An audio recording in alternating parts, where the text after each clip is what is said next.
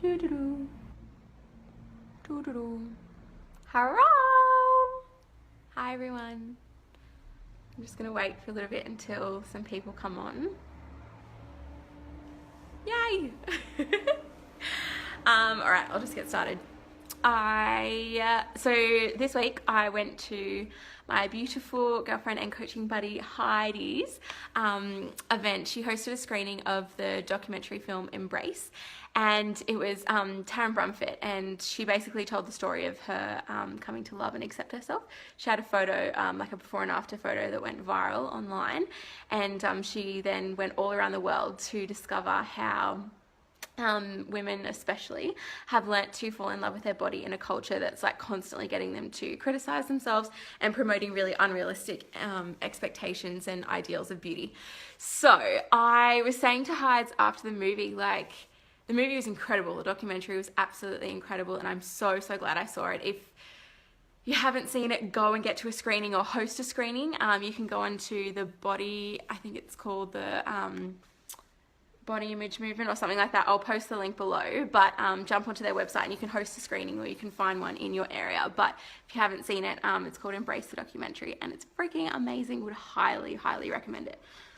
But anyway, I was saying to Heidi after the film how honestly, like, in the last 6 months I've felt more confident and comfortable in my own skin than I have in my entire life. And for someone that's struggled with compulsive dieting, binge eating, and just like hating my body for, you know, almost 10 years, it's a freaking miracle that I've come to this place. And it's honestly something that I thought that I would struggle with my whole life, is this idea that my body wasn't good enough, or that I would always have to constantly be like improving my physical form. And so for me to get to a place of being able to say that I absolutely love the skin that I'm in, and not only like accept myself, but actually like adore myself, like physically and what I look like, that is just, yeah, it's a miracle. And I haven't definitely not gotten there on my own. I've gotten there. Hey Maddie, hi. Oh my gosh, I miss you so much. Mwah.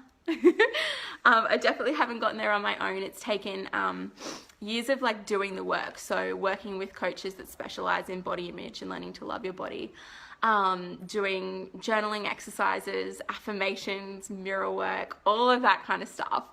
But I can finally say that I've gotten to a place where I do feel confident in my own skin, and I know that it's going to be an ongoing journey, and it's something that I have to like keep practicing. But for now, I'm really happy with where I'm at. And I was saying to Hides, like, it sort of just gradually happened. Like, I didn't realize, but all of a sudden I woke up and realized that I haven't had like a critical or negative thought about my body, and I'm actually like really confident. And actually we went to this amazing house. I don't know if anyone saw photos, but my sister had her 21st last weekend in Byron, and we had this incredible house, and the shower, literally, it was an entire room and the shower head was right smack bang in the middle of the room, and all around the outside of the room were these like floor to ceiling mirrors. So, or like one window was like glass that you could look out into the garden and everything, but it was like you could still see your reflection. And being able to shower in there, at first I was like, oh my gosh, like there is no escaping this. I literally have to like stare at my naked body for like a good 10 minutes while I'm showering. But I just decided to embrace it and go for it. And actually it was the most empowering experience. It was freaking awesome. And so that sort of like solidified and reaffirmed for me like how far I've actually come. And I was saying, Heidi, like there was a few different things, like in a few mindset shifts that I made that made the biggest difference for me. So that's what I really wanted to share with you guys today, in the hope that it sparks something, because the way that we feel about our physical form affects everything. Like, it affects the way that we show up in the world. It affects like the chances that we take. It affects the opportunities that we'll go for. It affects the relationships that we have, the people that we have in our lives. And it's just such a massive part of who we are. And I think if you don't have that loving relationship with yourself and your physical form, then you're missing out on reaching your full potential, because you don't feel confident enough. So these are a couple of the things that really helped me. I've got them written down here, so excuse me if I just go to have a look at them.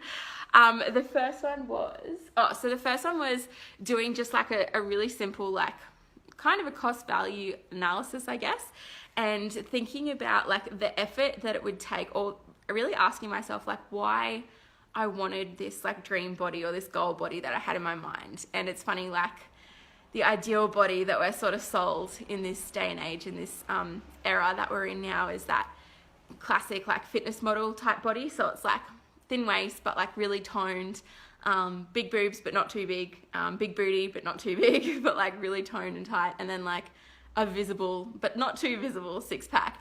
And it's just like, some women have that body naturally and they're incredibly fortunate enough to be able to have that body without putting in the work. Some women love putting in the work to achieve that body, and that's awesome for them. I sort of looked at what it would take for me to get that body, and I have, right before my 21st, I lost about 9 kilos, and that was at the point where I was like, really like, this is my dream body or whatever. But I was eating broccoli and chicken for 3 meals a day and busting my ass at the gym every single day, doing like high intensity interval training, doing sprints 3 times a week, and having like 1 cheat meal a week where I would, of course, because I've been depriving myself for 6 days, go absolutely insane and like binge my little heart out. So that's sort of what it took for me to have that like ideal body for me.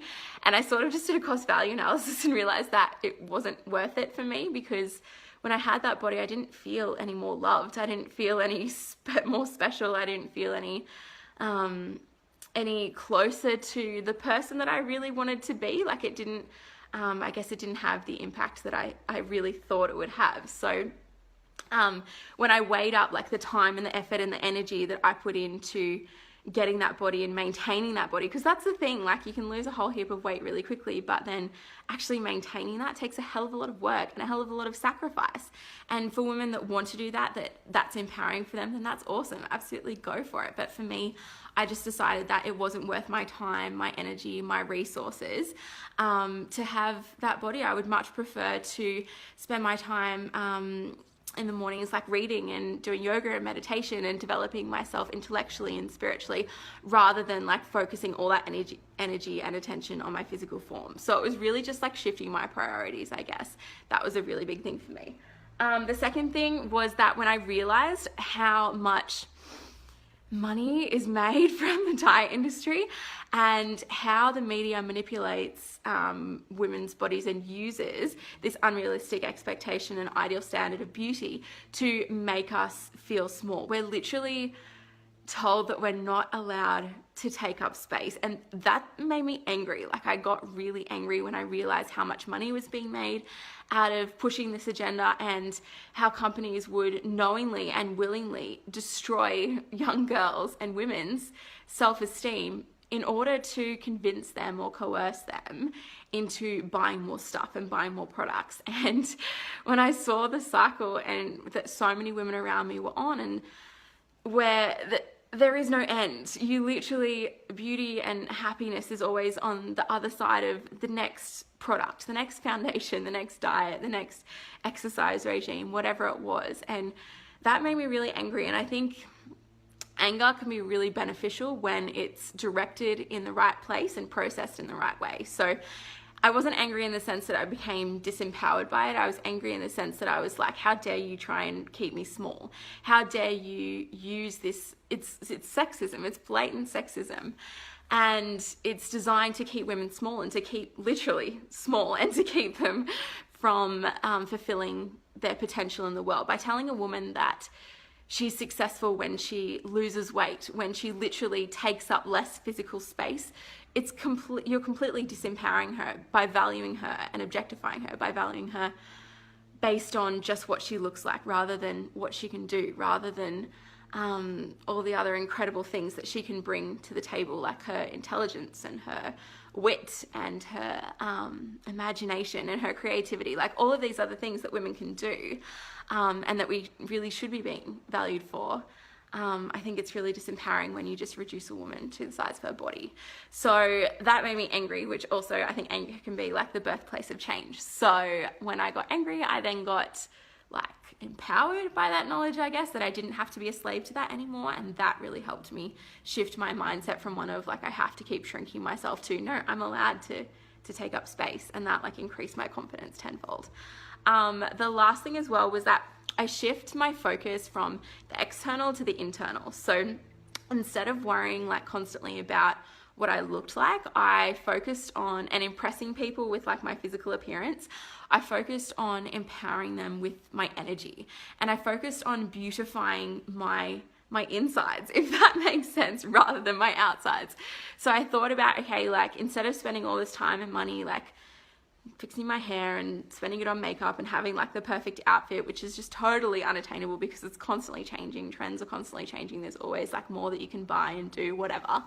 I thought about what I could do to like make myself shine from the inside out and to make myself a better person, so that when people are in my presence, they can feel that energy and they're affected by it. They're not like, they don't necessarily have to be like impressed by my physical appearance, because that sort of stuff, that fades, it's temporary. But I really wanted them to be like empowered and inspired by my energy and by the light that I hopefully bring to the world, and the way in which I carry myself and the way in which I'm so passionate about certain things. So I thought about like the qualities that I wanted to embody, which were like kindness and compassion and generosity, and just to name a few. And then I thought about the ways in which that I could like cultivate them within myself. So whether that was like really taking care of myself and working on strengthening my self-love muscle, or it was doing things every day, like little random acts of kindness, or whether it was meditating and connecting with my higher self. I know that that always like shifts my energy as well, but like